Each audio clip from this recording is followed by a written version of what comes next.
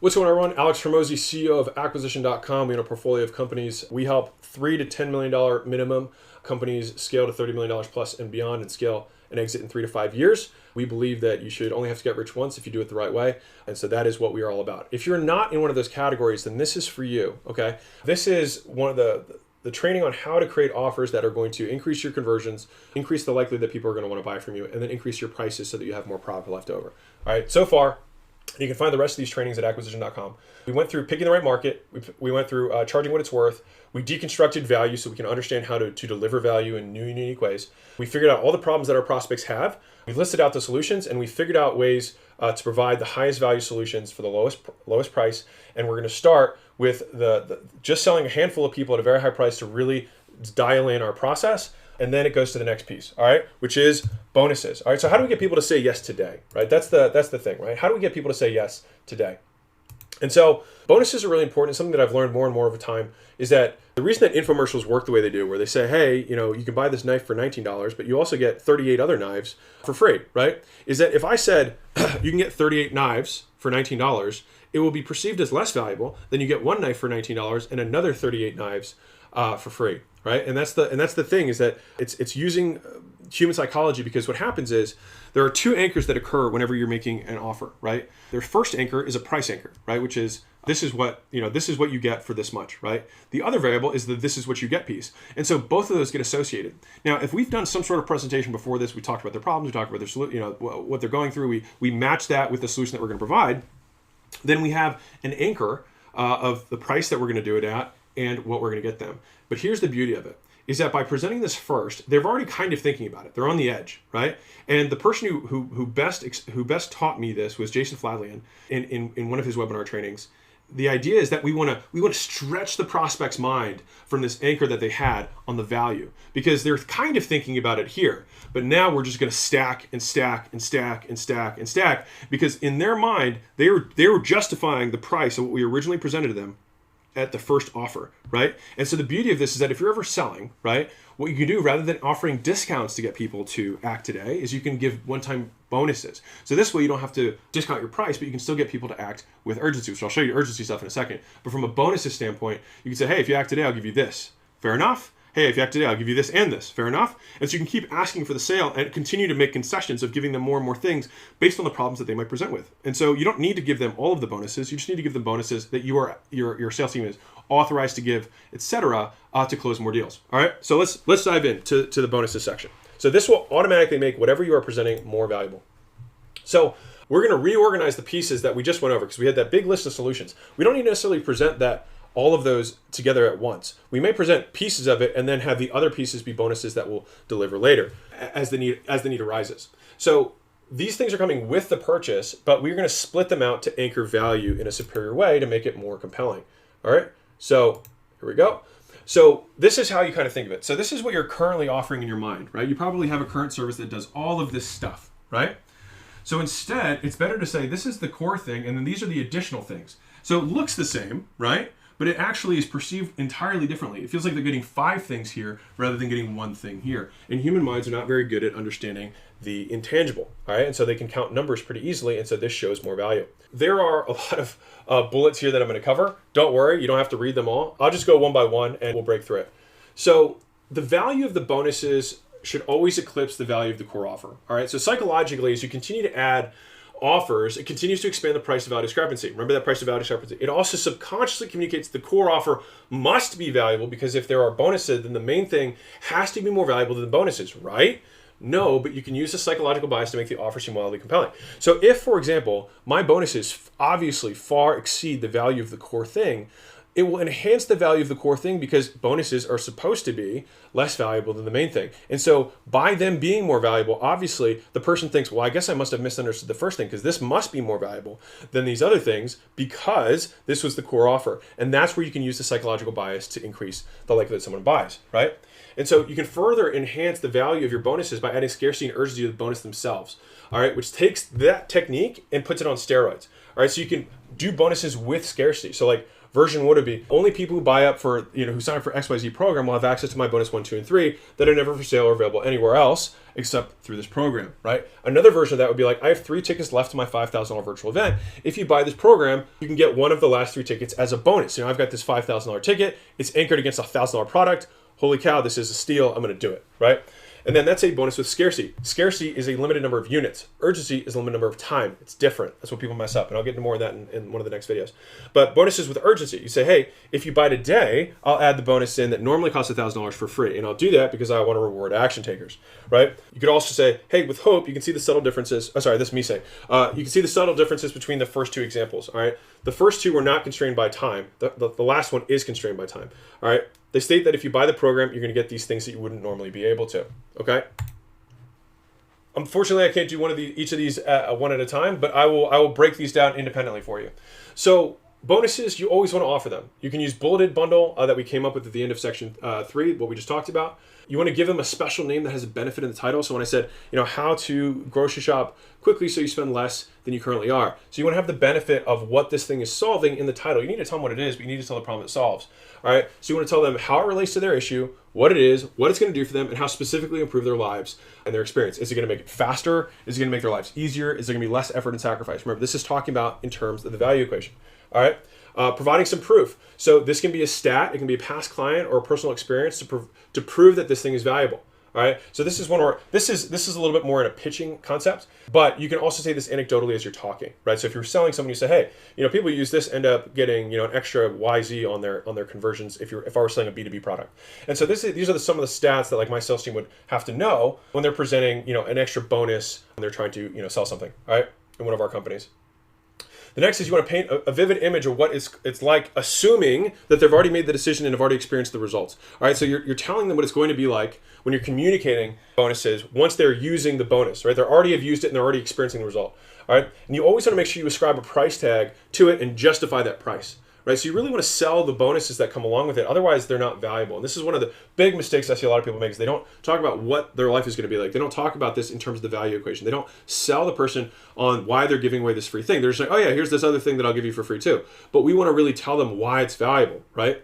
The next is tools and checklists tend to be better than additional time and effort, right? And so shortcuts, in my opinion, things that have more sizzle tend to be better. They're easy to understand and they don't sound like work. Right? If I said, hey, I'm going to give you a bonus 100 hours of recordings, that sounds like a lot of work. But if I say, hey, I spent $50,000 on contract templates that you don't have to spend, then they're like, holy cow, I just immediately get these things, right? So that's a lot of sizzle, but doesn't take a lot of time. Those are the right types of things that you would want to stack in bonuses when I'm providing something as a solution, all right? Now, each of the bonuses that you make, you shouldn't be making these willy-nilly. They should be addressing a specific concern or obstacle, which we already covered, but you're making sure that you're hitting every obstacle and the bonuses that align with those, right, in the prospect's mind about why they won't be successful. All right, so the bonus should prove their belief is incorrect, all right? And that's where the stat, the personal story, etc., can stack and add value.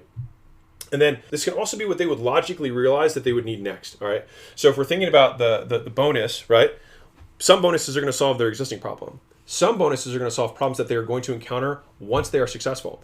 And one of the reasons I like this a lot is that it assumes psychologically in the prospect's mind that if I'm solving the next problem that they're going to encounter once they have been successful with the core offer, it implies that they're going to be successful. Because why would I solve the next problem unless I was constantly solving the first problem? And so it increases their conviction, their perceived likelihood of achievement, if I solve the next problem too. Because they're like, holy cow, this thing must work, because otherwise he wouldn't be trying to solve the next problem because the core thing wouldn't work, right? And so that's like, there's so much persuasion that's being used in the bonuses that you stack. You want to be deliberate about it. Now listen, don't obsess about this. You're gonna mess it up the first time, and that's okay, and you'll get better.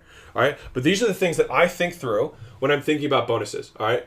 Always offer them, give them a name, tell them how it's going to relate to them, give them some proof around it, give them an image of how they're going to use it, how they're going to enjoy it. Always ascribe a price tag and justify it. Tools and checklists work better than more trainings. They should all address specific concerns, which if you did the process with the point, it would already do that. And then they should logically realize and become more persuasive that the core thing is going to work because this solves the next natural need. All right. Now, this is advanced level. All right. This is one of my favorite things in the entire world. I'm a huge fan of being an affiliate of other great businesses. All right.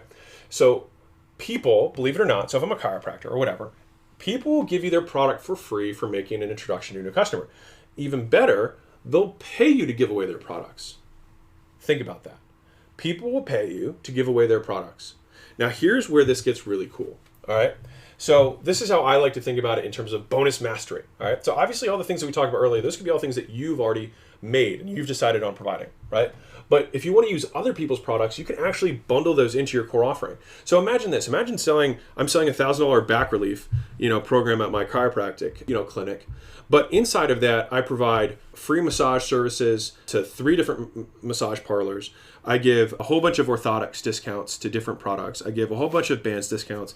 I have a low inflammation meal prep company that I have a partnership with. I have all these supplements that I'm going to have them buy through a discount code that I've already negotiated. And so all of a sudden, I can show them the savings alone from all of these extra bonuses literally outweigh the cost of what I'm charging them. So if I got 20 massage therapists, for example, right, to give me 1 free massage, then if they had 20 massages that were free, right, and a cost of massage is $60, then just that one line item would be $1,200 of real value. And here's what's even crazier. Those massage centers would also pay me to do that.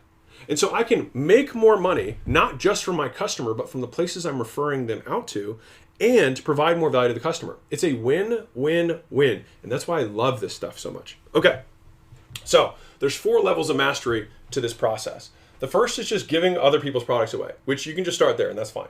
The next level is giving other people's products away with pre-negotiated discounts or free units. So this is what I like to do a lot of times, right? It's like, not only am I giving you this, you couldn't get this from anyone else but me, right? It makes my offer more compelling and it's unique to me.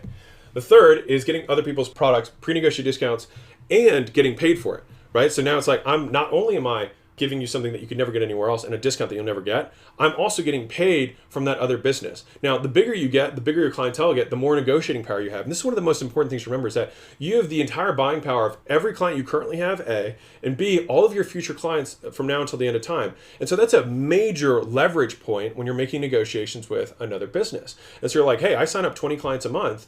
I could send 20 clients a month to you. What would that be worth to you? Probably a lot. More than just giving away the free thing, right? And so it's combining the fact that you're providing the discount to the customer and getting paid from the other person. So I might make $1,000 on my back relief, treatments that I have at my clinic, but I might make another $1,000 from other businesses sending me revenue for that person. So I literally doubled it. And here's what's cool about that is that all of that extra money is pure profit. There's no cost of fulfillment. They're bearing the cost of fulfillment and simply paying because normally they'd have to pay a higher cost to Facebook or any other advertising platform that they're on. And so they'd rather just pay me instead of paying them, right? And that's what you need to talk about when you're negotiating these deals.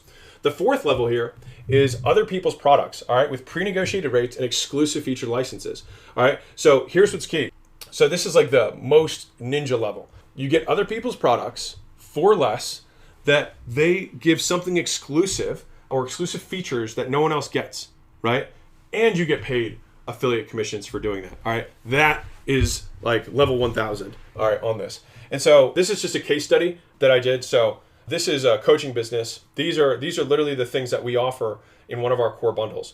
So first off, we have preloaded landing page software with our exclusive templates so they can't get them anywhere else. And we get affiliate commissions. Now this one, I wasn't able to negotiate a discount, but I was able to get 3 of the other 4. Right? So if you think about this, think about these as checkboxes. Try and get all 4, but at least try and get 2 or 3 with any one of the kind of affiliate advanced bonuses that I'm talking about right now. Another thing we offered was preloaded fulfillment software with our templates for fulfillment, right? This is for gyms and trainers.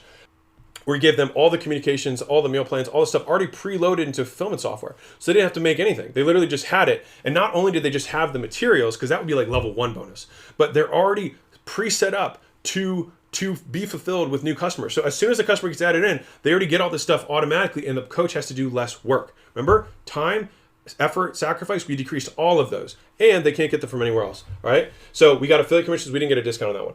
For this one, texting software with pre-negotiated discount. So this one, I was able to get the discount and affiliate commission. So I got both, but I don't have custom features on this one. So this one's, I don't have any uniqueness. That was preloaded. Now we give them ways of using this platform, but I didn't have it preloaded. I prefer to have it preloaded so that's like literally unique. Like no one else could get this stuff.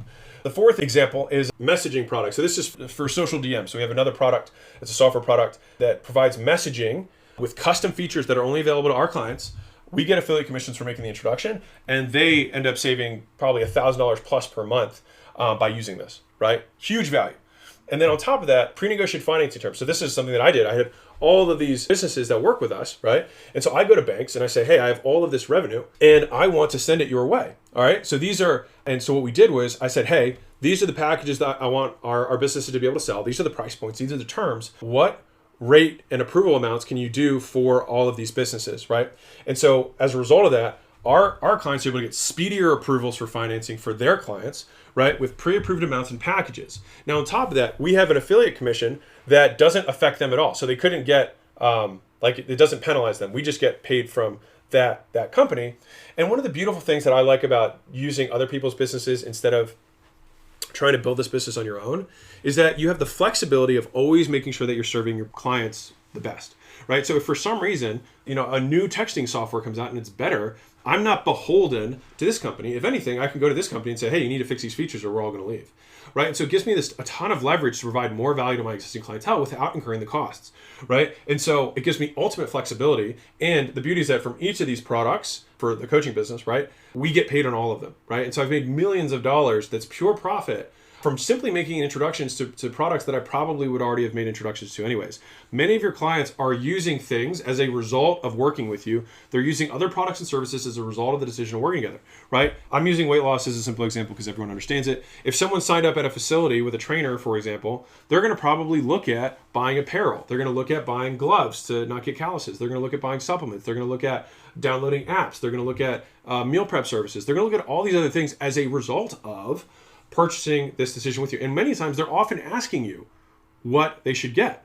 And so you might as well monetize that and make sure that they're picking the right stuff, right? Because otherwise they're going to go to, you already have the advantage. You know which meal prep company sucks. You know which, supplements you like. You know which apparel you think is best. And rather than just referring all that money away, pre-negotiate, get an exclusive deal.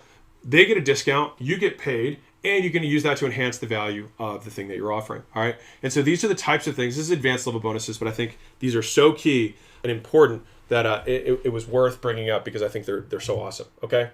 And note, I don't always get all 4 pieces of this in the bonus structure, but I usually get at least 2 to 3. All right. So that is the bonuses section of how we position those in addition to the core offer. All right. So you can find out more about this stuff at acquisition.com. We have more free courses. This is just the first free course. Over time, I'm consistently putting more out there. And the reason I'm doing that is because I just want everyone to be wealthy. I really do. I'm not charging for this stuff. I just want you to win. All right. And so the first start of being successful is being able to initiate a transaction with a customer, which all begins with the offer. You can't market unless you have an offer. You can't sell unless you have an offer. So we start with the offer first. All right. And so next video, I'm going to talk about guarantees. All right. Because that's going to be the thing that is going to reverse people's risk, which is going to be always the number one obstacle that anyone's going to encounter you with. Okay. So I'll see you in the next video.